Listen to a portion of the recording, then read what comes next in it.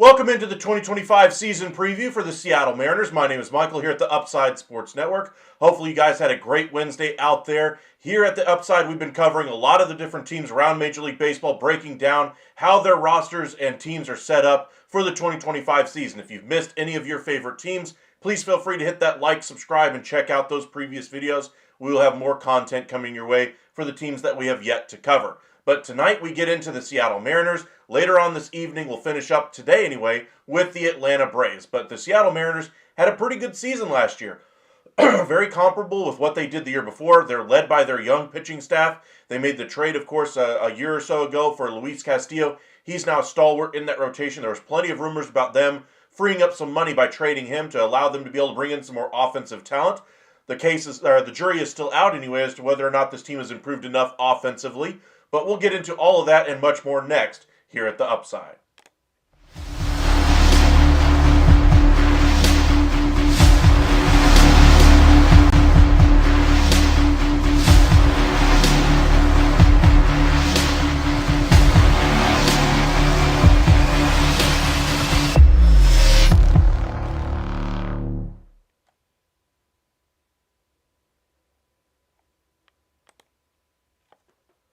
The Seattle Mariners are a very active franchise in general. Jerry Dipoto, of course, pulling the strings there, has never been shy about pulling the strings as far as making any particular move. They do all kinds of different things throughout the year. They'll do minor league trades. They'll do major league trades. They'll do bad contract for bad contract trades. They're not scared of any particular transaction. However, they were met with a budget from their ownership group of about $15 million with which they could use to add some talent this offseason. They had a couple of different choices. One, add the talent via free agency and just hope for the best with what they could do with that $15 million. Or option two, try to trade for additional room by removing some salaries that are already on the books. We'll check in on their payroll and kind of show you where the money is actually being doled out on the Seattle Mariners. But let's go ahead and start with where they finished in 2024. Now, looking at the standings on the American League side, you can just see they missed out on the final wild card spot by one game. And Cal Raleigh, their catcher, one of their most productive offensive and defensive players over the last couple of years, has had some strong words over the last 365 days for their front office, basically saying that they're not investing in this team. Remember, a few years ago, they famously traded away their closer, Kendall Graveman, to the Houston Astros when they were in the midst of a wild card chase there, ultimately deciding to punt on the season. The players in the clubhouse did not forget about that, and once again this year, they didn't do anything major at the deadline once again.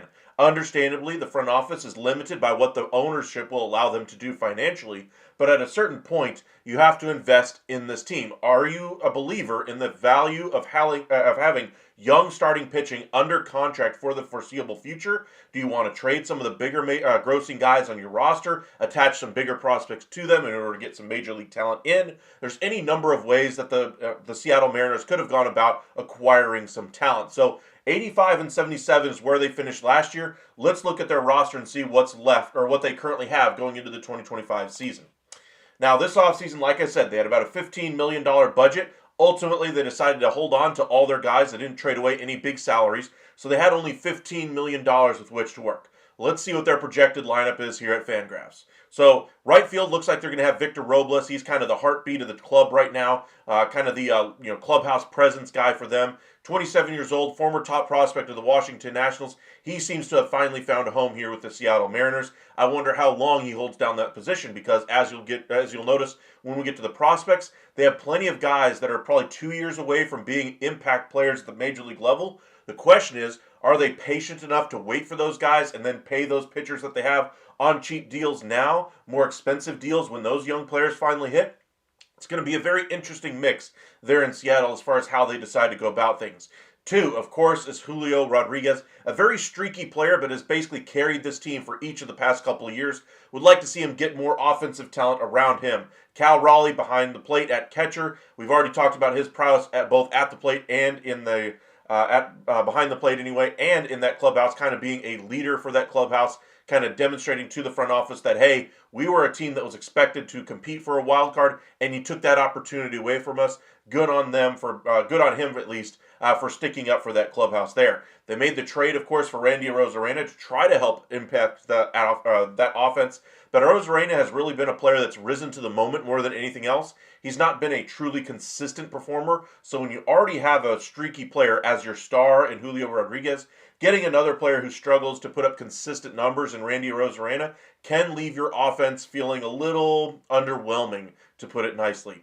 Luke Raley out there at first base, probably going to be a bit of a platoon, possibly with Mitch Garver. They'll use him both behind the plate and at first base, I'd imagine. Donovan Solano, probably going to get a healthy number of at-bats there as well. DH, Mitch Haniger, he had a home run the other day, I believe, in spring training. Hopefully he can get back to being the Mitch Haniger before the injuries, and we could really see some nice production out of him. But at 34 years old, I wonder how much he really has left in the tank. Shortstop, J.P. Crawford. Third base, Jorge Polanco.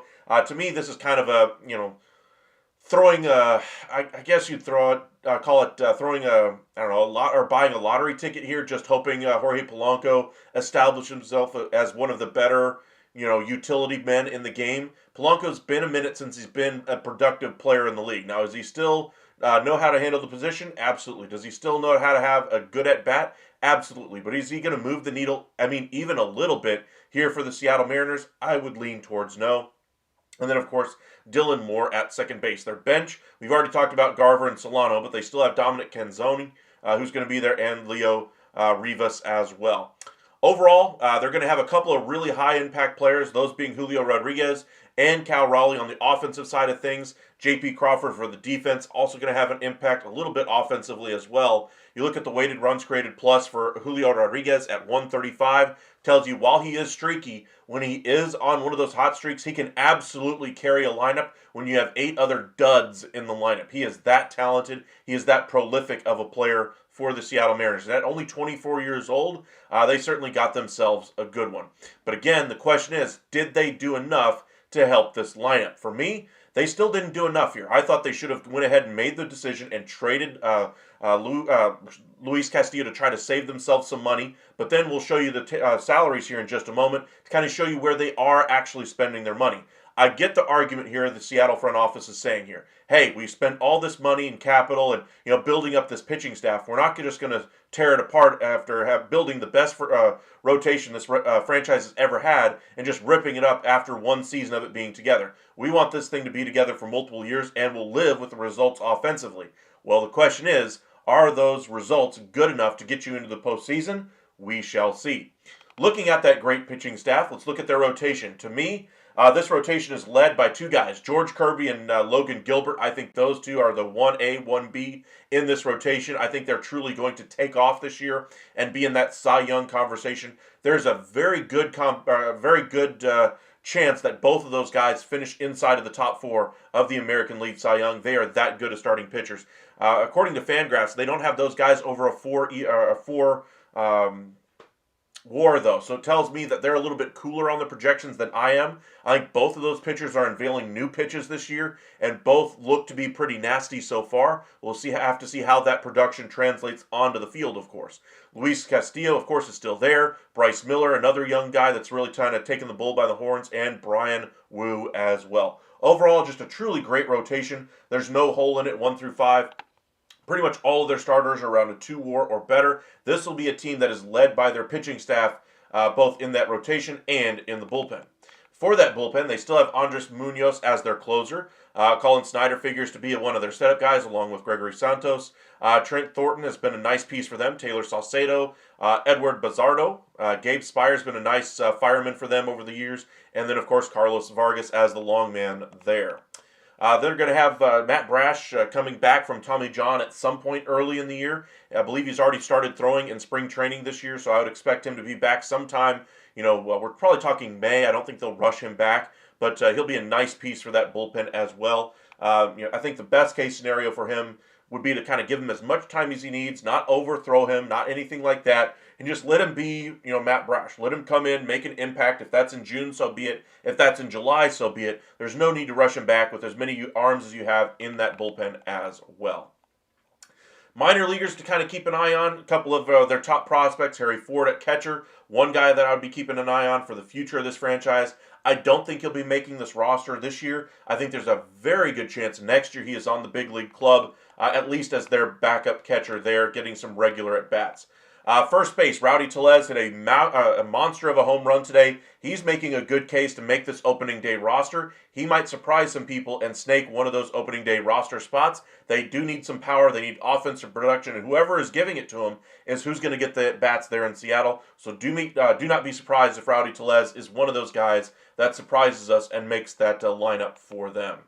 Second base, they got a couple of good prospects there as well. They're also expecting a minor leaguer here, Ryan Bliss, to get some run there at 25 years old. Not expecting too much production out of him, though. More of a, hey, we need an injury fill-in. That's kind of what it looks like they're projecting him as.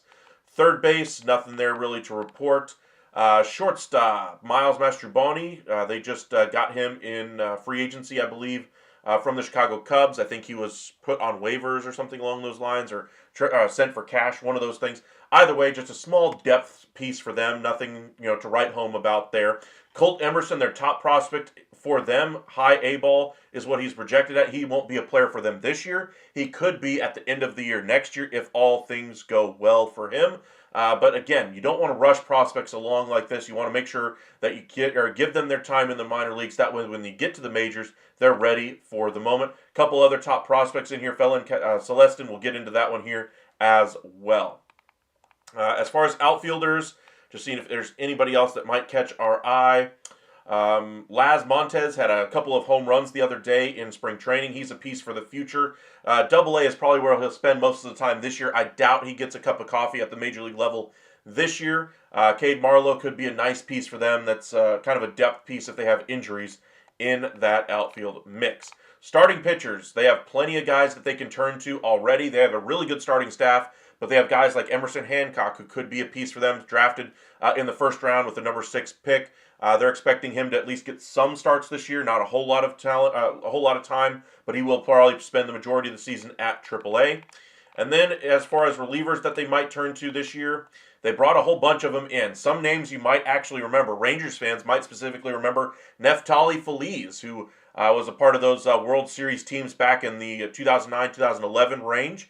Shintaro Fujinami has been another piece that's bounced around a little bit. Drew Pomerantz, Josh Fleming, some really good arms here. Trevor Gott as well.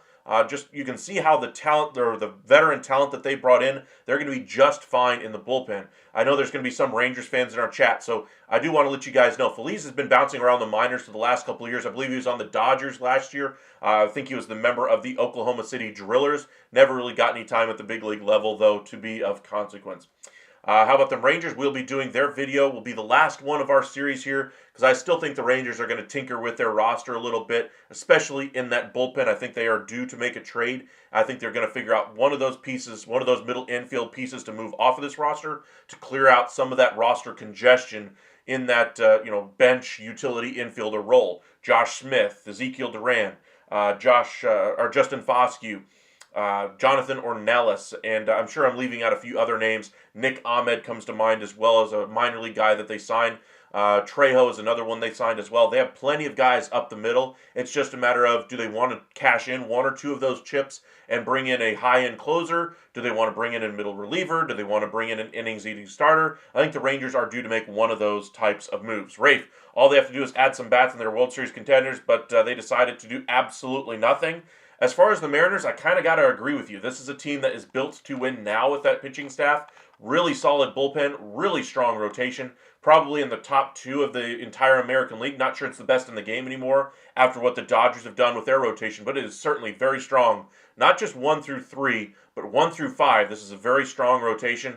The lineup, though, the only player I'm really worried about when he's on a hot streak is Julio Rodriguez, but when he's not, he's an easy out. Same thing for Kyle Raleigh. He can be a bit of a swing and miss machine at times during the year. And outside of that, there's nobody in this lineup that really strikes fear into my heart, aside from maybe the long ball from Luke Raley. Other than that, I'm just fine facing this Mariners team. There's nobody here that really gives me any worry. And if those guys are hot, hey, I'm just going to pitch around them and I'll deal with the results of whatever those other guys are able to produce. And 9 times out of 10, I'm probably going to be proven right that that's the right way to ultimately do it.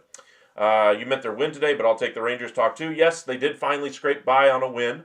So good on the Rangers for getting that one done. But as far as the Mariners go, I like some of their offensive pieces, but they needed to do more. They needed to add at least 2 more major leaguers.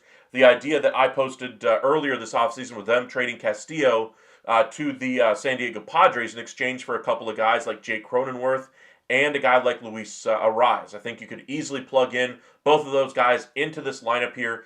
You'd probably put Cronenworth in there at second base and upgrade over Dylan Moore. Luis Ariz, you plug in there at first base or DH. I think you'd be an upgrade over either one of those two pieces, either. Ariz would then become your leadoff hitter. Then your lineup looks a lot deeper as well. And you did it for all the same money that you're already spending for Luis Castillo and just pivoting it to 2 position players, one who's signed long-term and another one whose free agent deal isn't going to be breaking the bank. You just have to give him the number of years he's looking for to get him signed long-term. And for a team that's kind of strapped financially, I thought that was a really good trade for them to try to go down that rabbit hole and see if they could get that deal done. They've come together on trades before. Both GMs are very active in trade discussions. So I'm a little bit surprised we didn't see something along those lines. If not that trade specifically, then something where they get a couple of major leaguers that come in and make a difference offensively. Not necessarily the impact of an Alex Bregman type signing, but an impact like a productive major league hitter. Somebody better than a Jorge Polanco.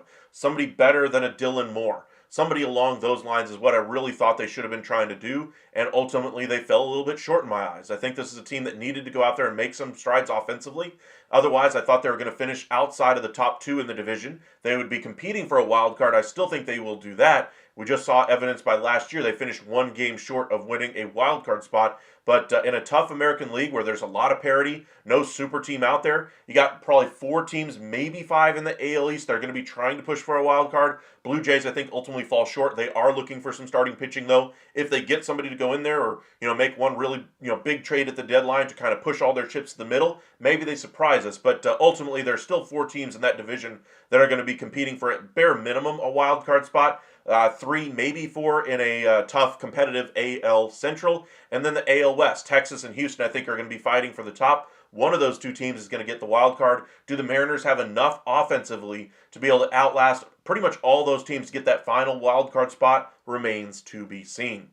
But overall, not a bad roster. But I do want to look at their prospects. Look at how many position player prospects they have in the top 100 of the sport.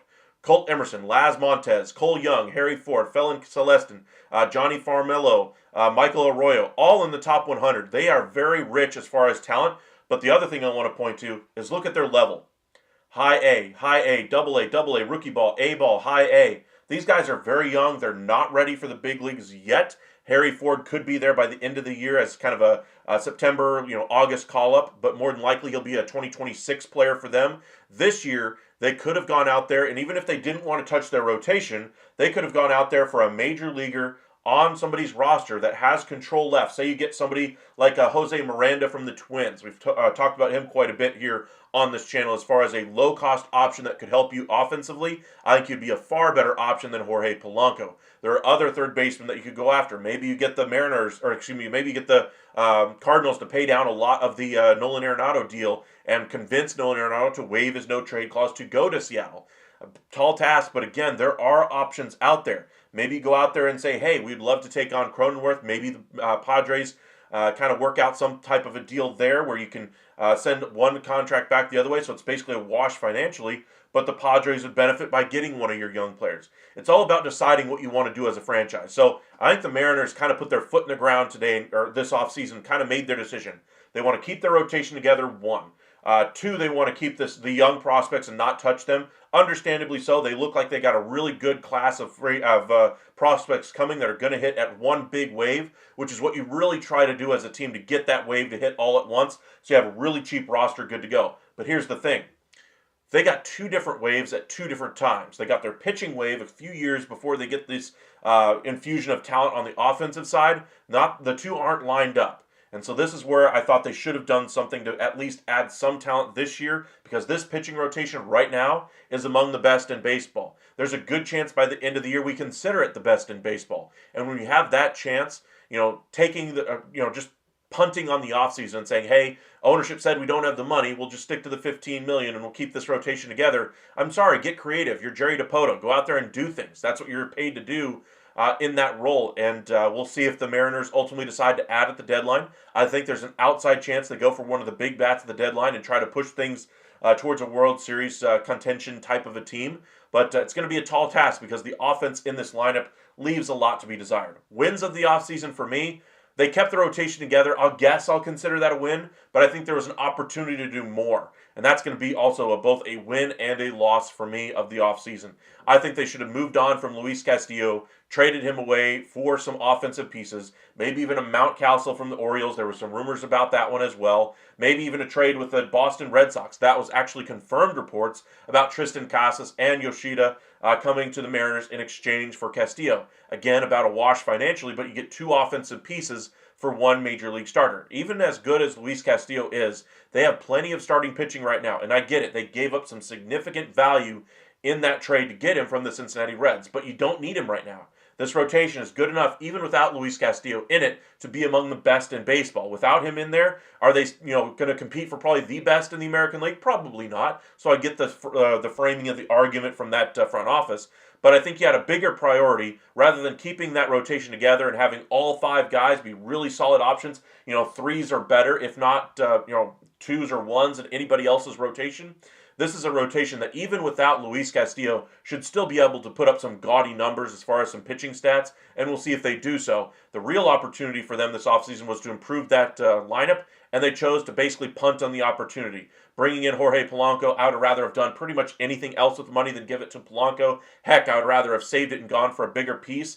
And then, of course, the addition of Donovan Solano. I love that signing for them. Value signing. I think it will pay dividends this year. But again, it's a low-cost signing. I'm not sure if it's the thing that pushes you over the top to get into the wild card, but I think it does help move the needle a little bit on the offensive side. Maybe it gets you an extra game. And if that's how close you are, the margins are that thin last year, maybe that's all you need. But if you're pushing that hard and you're just barely squeaking into the playoffs and you have that good of a pitching staff, tells me that you didn't manage the offensive side of things as well as you probably should have. So Mariners, well, they have a lot of good young talent and a lot of really great pitching options. That lineup does leave a lot to be desired. So we talked a little bit about where their mistakes are here in this offseason, where their wins are, where their roster currently stands. Let's take a look at their payroll. And this is kind of where I wanted to draw your eyes, is just show you where the money is being spent.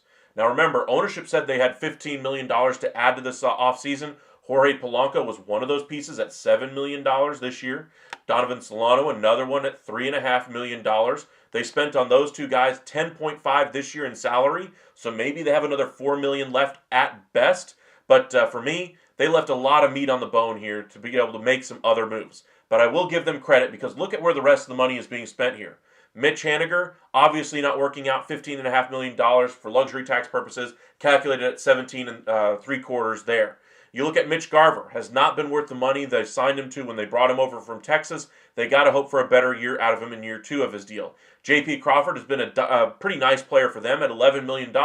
He's got to be a little bit better, especially considering they're a small market team. Every dollar has to go for the biggest bang for the buck. I'm not sure they're getting enough out of J.P. Crawford. Robles, not a huge contract there, but again, nice value there for me. Dylan Moore, they signed him to that deal, a long-term deal anyway, a few years ago. He is only making $3 million right now. So At 32 years old, I don't think he's going to be long for this franchise either way. But again, look at how much money is going to be coming off the books in just the next couple of years. 15 and a half from Haniger, another 12 essentially from Mitch Garver. That's roughly, what, 26, $27 million? Then you get Jorge Polanco coming off the books more than likely. You're going to get into that $32 million range. Then you can go out there and make one big addition or split it up in between two big bats. I say big bats in air quotes because again, $15 million for each impact player that you're bringing into that lineup isn't a lot in today's money. So I will give them kind of a little bit of credit here for dealing with really tight budget constraints, but I still think they could have done a lot more than what they chose to do. Welcome in, Woo Wee. Appreciate you joining us. Let's go spring training. Yes, absolutely. Spring training is here. Trying to motor through some of these 2025 season preview videos for you guys. Get through some of the teams that are not expected to be competing earlier today, and then today or in the evening here, we're going to get into a couple of teams that I think are going to be competing for a wild card at the bare minimum here. We're doing the Mariners right now. We'll do the Braves here in about a couple of hours as well. Now, as far as arbitration cases, Randy Rosarena making $11 million, has one more year of arbitration before he hits free agency. You got to get long-term deals done, though, with Logan Gilbert, George Kirby, Cal Raleigh. I think that's really what their priority needs to be in this spring training. I get it. They don't have a lot of money to add. There's not a whole lot of talent left on the free agent market. So go ahead and get these long-term deals done. That way you have your rotation when those young guys that we just talked about on the system for the Seattle Mariners, when they get to the majors, you still have that great pitching staff under contract. Now, looking at their payroll right now, let's look at where they finished last year. 144 last year. They're expected to be at 152 this year. They're with their luxury tax commitments, etc., they're expected to be around 168, well beneath the luxury tax threshold, but they're not going to really threaten it at any point. They're a smaller market team. And looking at next year, look at how much money they're going to save here. They're going to go all the way from 168 down to 76. Once you factor in the arbitration cases and those kind of things, go ahead and picture in another $40 million on that number. That puts them to 116. That gives them $30 to $40 million possibly that they could add to payroll just to get to where they are right now. So Mariners, they should be a good team. They should be an even better team than what they are, but have chosen to go a little bit more of a pacifist way at attacking this lineup. They chose to kind of hope for internal improvement and hope that their rotation be enough to carry them through.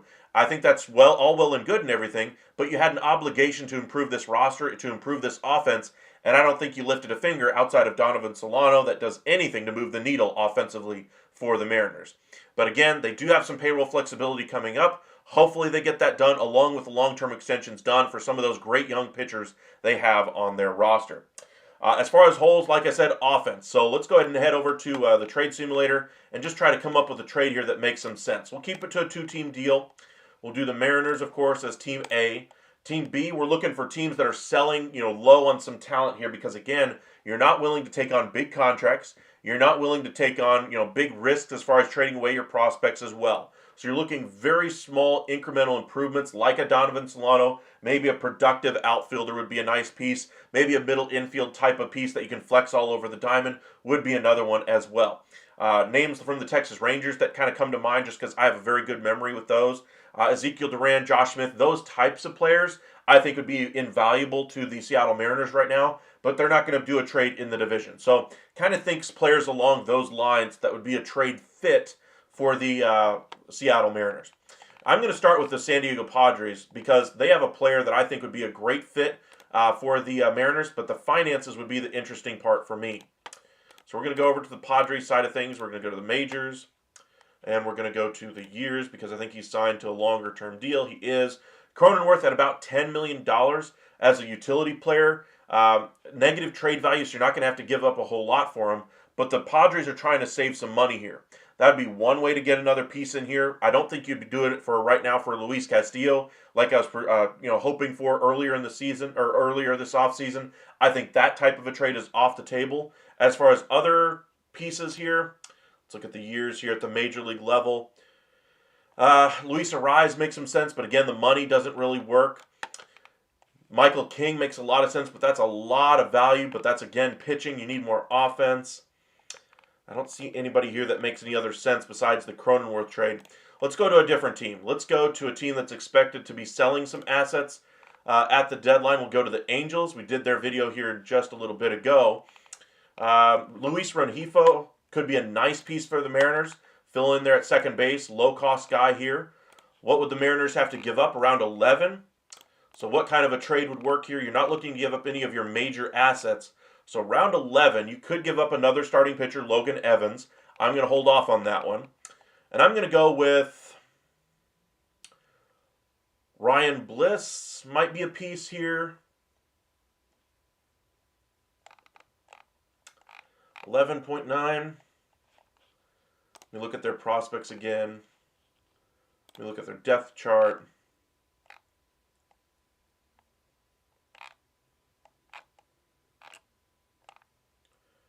Starting pitcher. I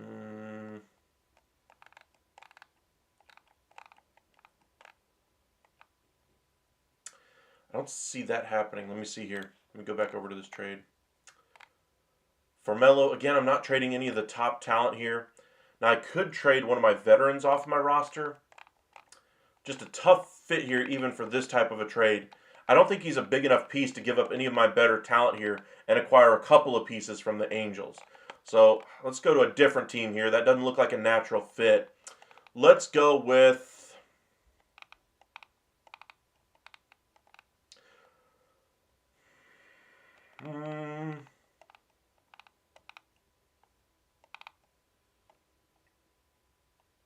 Let's go with the Red Sox, because I think they have some controllable talent that they could move off of their roster here.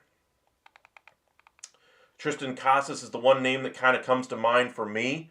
If you were going to get somebody controllable, maybe this would be the player you would do it for. 4 years of control, only 31 for the next 4 years as far as a salary. Not too bad of an option if you're trying to improve offensively. I don't think you're going to be in... Maybe you take on Yoshida's money in this deal as well, but you'd have to be sending out money. So you'd have to be sending like a Mitch Garver going out as well in this deal. Bad money for bad money deal.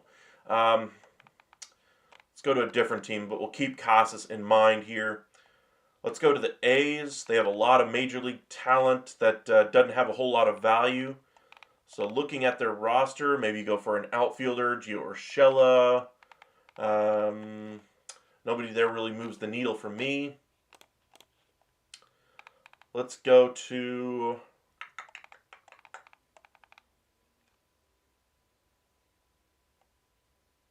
Let's go to the Nationals. And the piece I have in mind only has 2 years of control anyway, and that's Nathaniel Lowe. At only 6.8, that's a really low value, and I know that they just acquired him for one of their younger relief options. And I get it, they want to be better in 2026, but they want to have major league productive at-bats this year. If they bring in a Nathaniel Lowe, I think he'd be a good fit for them offensively, but the power really would struggle there. Power goes to die out there in Seattle anyway, so I think that would happen with a lot of their guys. Trying to see if there's any other names that would make sense for them. Paul DeYoung could be a nice fit. Not writing home about anybody else, though. Let's say they did Nathaniel Lowe. Mariners could do something in the range of like a Bliss and another piece going back the other direction. They could even trade one of their bullpen arms. They have plenty of them back there. Maybe a Gregory Santos to the Mariners or to the Nationals in return. I think that wouldn't really work for the Nationals because they just traded away a younger reliever with a more promising future to bring in Nathaniel Lowe. So I think you'd have to overpay a little bit, maybe give him a major leaguer and a reliever in return to be able to get that deal done. Let's go ahead and do one definitive trade, though. Let's go to the Blue Jays. Let's say at the deadline this team is just not working out, and they're going to have to figure out what they want to do from an offensive side of things. So looking at what they could give up, let's go to the guys that are going to be free agents at the end of the year. Vlad Guerrero, maybe they go that direction. That's 18 mil as far as value. Alejandro Kirk's got 2 years left. He could be a piece that would be a bench bat, kind of in the vein of what Mitch Garver was expected to be. Joshua, you want us to look at the Yankees? We could look at that one here in just a moment. I don't see anybody else that would really move the needle. I think Anthony Santander would be a great one, but I don't think they're moving him after just signing him at this point. Nobody else really comes to mind here. So let's go ahead and look at your Yankees real quick, Joshua, kind of see what they could do with the Mariners. Again, you're thinking bench bats, or at least somebody who could be a bench bat for the Yankees that could flip to being an everyday player for the Mariners. You're not trading Wade Dominguez.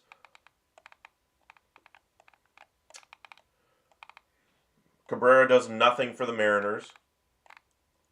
Ben Rice could be a nice piece with 5 years of control, flexibility to be a first baseman and a catcher, would take over that spot for Mitch Garver. Maybe you can offload Mitch Garver somewhere else to save some money. But Ben Rice is making next to nothing right now. So kind of an interesting piece there. Maybe go for an outfielder like a Trent Grisham. I don't think that does anything for the Mariners either.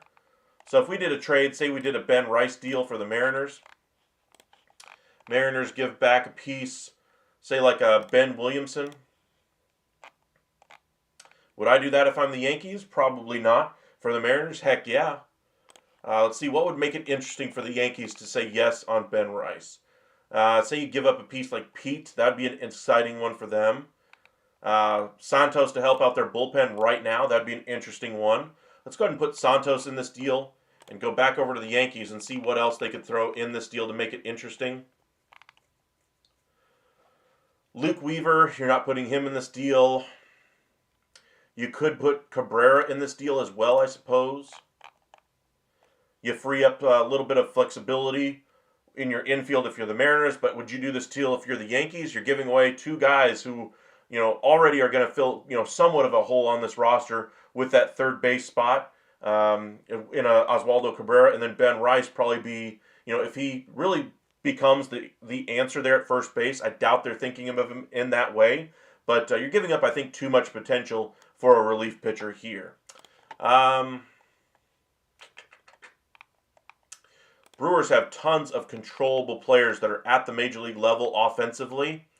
They could part with one or two of these guys that would make sense for the Mariners to try to acquire. So let's go to the free agent side of things and just see if anybody makes sense, from an offensive side of things first. You're not taking the contract of Hoskins. That's just a non-starter. Nobody else on that side of things. So let's go more of the control way and just see where they could go. Bryce Terang, I think they could go a Sal Frelick in their outfield. Those would be some interesting names there. I already did the Angels a little bit. Astros, they don't really have much either that would be of interest. Cardinals, this could be an interesting one. Mainly because if things aren't, say they trade away Nolan Arenado before the season to some team. They give everyday playing time to Jordan Walker and Nolan Gorman, and they realize these guys just aren't long-term pieces for the team. If they wanted to parlay those deals at that time, then they could be a nice fit. But as far as, major league talent that they could trade away, most of it's on the pitching side here. Outside of a Nolan Arenado. Not too much of a fit there for what the Mariners are looking for offensively. Let's see here.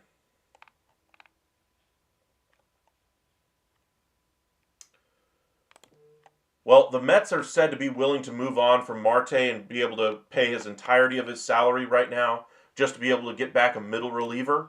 So let's take them at their word and just see what we could do. What other pieces could they include in this deal to make it interesting for the Seattle Mariners to help them out here?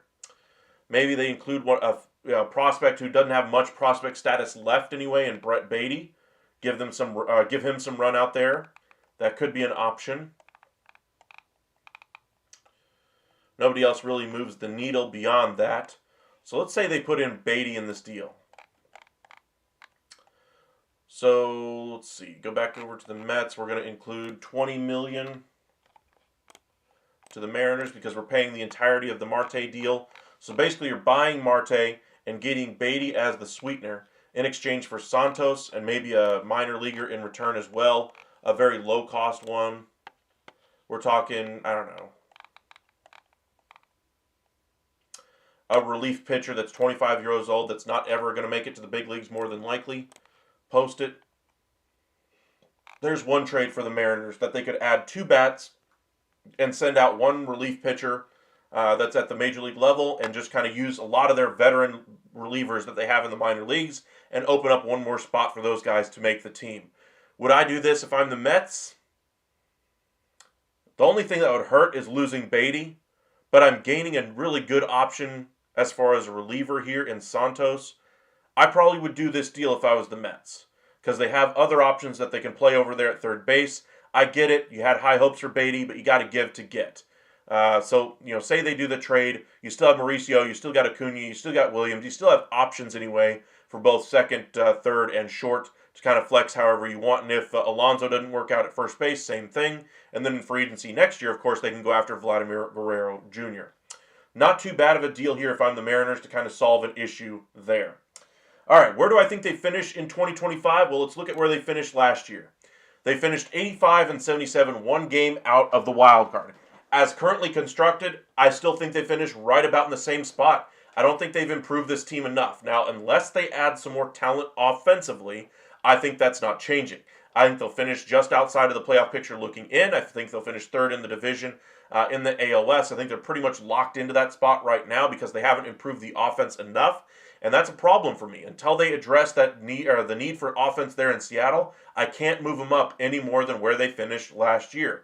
That being said, if they add those offensive pieces or a offensive piece at this point, that I think would go a long way to being competitive for a final wild card spot. But by no means do I think they're going to be challenging the Astros or the Rangers for tops in that division. I think they're an outside of the playoffs looking in type of a team at going into the season, and I think that's probably where they finish once again. Expectations for the roster? Well, let's look at that roster.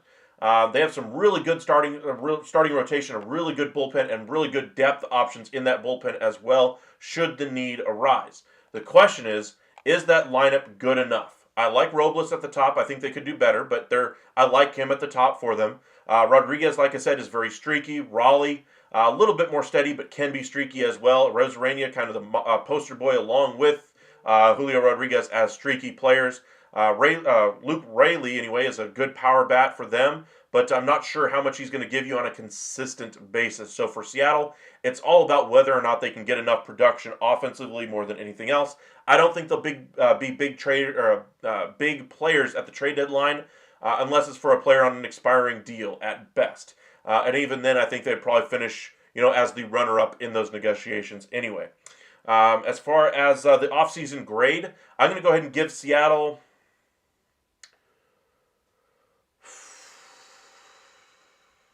I'm going to give them a D. One of the first failing grades I've really given this offseason, and that's because they did not address the needs of the team enough. They needed to do more offensively. I get it. They stuck by their morals here. They stuck by their guns here and said, hey, we're going to do things with pitching and try to just overwhelm teams with how good our pitching staff is.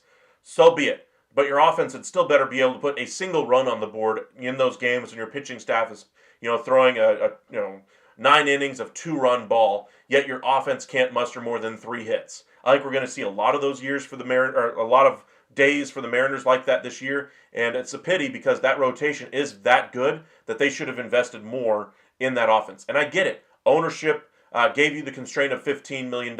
That's the only reason it's not an F. But to me, they didn't do enough offensively, and that was the goal this offseason, to address that offense, and they did not do the one objective that they had this offseason, which was to improve the team offensively.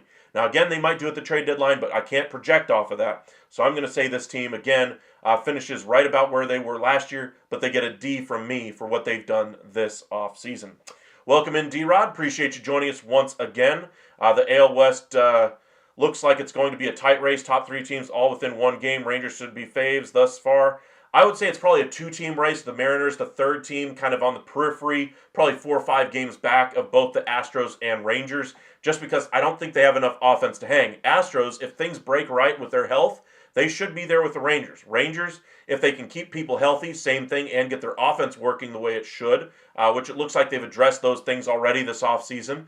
I think they'll be right there at the top of the division. The question is, do they have enough bullpen help? Did they miss by failing to bring in a closer? Those are the questions for the Texas Rangers. But for Seattle, their main objective was to address that to address that lineup, and they basically just said, dog ate my homework this year. I can't do it, so oh well. No, you have to still go out there and do something, improve this roster, and I think they missed a golden opportunity here to really address that lineup by doing what they did. Welcome in, Steven. Appreciate you joining us once again. But as far as the AL West goes, I would say it's a 3-team race at the top, with the Rangers and Astros a few steps in front of the Mariners. The only way I think the Mariners do better than what they did last year is if they truly get the Cy Young performances I'm hoping for out of Kirby and Gilbert. If Castillo sticks with this club and just absolutely looks like the ace version of himself from the Cincinnati Reds, and they start getting Mitch Garver, Mitch Haniger to turn it around offensively. If they don't get those things, then I think they're probably going to fall back behind this division race just a little bit. As far as growth and surprises, maybe a guy like Victor Robles continues to ascend ever since he's come to Seattle. He's been a godsend for this team. Maybe he continues his climb there. Maybe Julio Rodriguez decides he wants to be a more consistent player, less peaks and valleys over his season, and becomes a more of a consistent threat in that lineup. And I think that'd be great for the Seattle Mariners. Best case scenario, say all these things happen, everybody stays healthy, they add a bat, whatever the case may be, maybe they jump up there, win the division, and ultimately make it to the ALCS. Is that a possibility? I think that's a very remote possibility, but it's not completely off the board. But again, based on the facts and evidence, I would say their ceiling right now is probably the second wildcard team, and they still get bounced in the first round of the postseason. I'm surprised that the Mariners didn't try to find more creative ways to add some offense, even with the owners deciding that, hey, $15 million is all you have to add to this team right now. And even with that budgetary constraint, there are ways that you can still improve your ball club. Just ask all the other small market teams out there how they do it on a razor-thin budget every single offseason with significantly less than that $15 million ownership gave them. D-Rod, I'm surprised the Mariners didn't make any moves. Their GM is very active usually. Yes, he is. That's why he's Trader Jerry. It's not just Trader Jerry Jones in the NFL. It's Trader Jerry DePoto in Major League Baseball. And he's been relatively silent this entire offseason. As far as some surprises on the pitching side, maybe they'll get a guy like Wu to really step up, Bryce Miller, to really continue that ascent that they have already started. Only a year plus of Major League service time for those guys. As far as this spring training, I hope they try to get the extensions done with Kirby and Gilbert once you get into the season. Usually you don't see those contract extensions unless it's in April, but I doubt we'd get it at that point. As far as the ceiling for this club, with the roster they've got, I'll go ahead and say they're an 88, 89 win ball club. I don't think there's a way they get to 90 as currently constructed. I think they're going to finish outside of the top or outside of the division crown. I think they'll have a wild card chance. Best case scenario, they get the second wild card spot. And I'm going to go ahead and say the best they can hope for is they get bounced in that round. I don't think they get to the ALCS. I think the teams are too good ahead of them. And I think the pitching staff, as good as it is, still needs to have somebody rise to the moment and hit in the postseason. Now, Julio Rodriguez could carry you in a short series, but he's not going to do it in back-to-back series with as little offensive protection as he has around him. As far as the floor for this team, say things go poorly. Hopefully you don't want to wish injuries on them, but say this offense is truly horrific.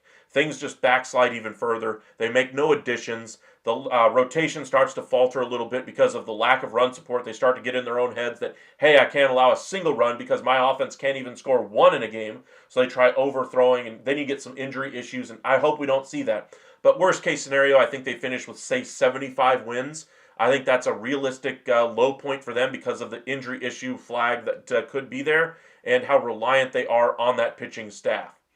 Appreciate you joining us. Welcome in, Donnie. Thank you for joining us. We've done quite a few of the MLB 2025 season preview videos for a bunch of different teams already. We're continuing that now with the Seattle Mariners, and then we'll get into the Atlanta Braves here around the 9:30, 10 o'clock hour. So be sure to join us for the last one of the day. We'll try to get the rest of the teams done here in the next week or two, and then gear up for the 2025 season, getting into all the latest rumors, trade speculation as the end of spring training draws to a close. Usually we get a flurry of activity at that point, so I wanted to free up our calendar. That way we could talk about some of those moves and some of the things we could be looking forward to seeing at those times. But again, we'll do the Braves here tonight, and then tomorrow, I know we have a lot of Canadian viewers out there, so I do want to give you guys a heads up. We'll be doing the Toronto Blue Jays tomorrow. So be sure to check out that one late. It'll probably be around 9:30 when we join, you guys for that one. Maybe a little bit earlier, depending how the day goes. But appreciate you guys joining us for this live once again. Be sure to hit that like and subscribe. Join us here on YouTube. Follow us on X at Upside Ascend and on Facebook at Upside Sports Network. You guys have a good one. We'll be back here in about an hour and a half or so. So y'all stay safe out there, everybody.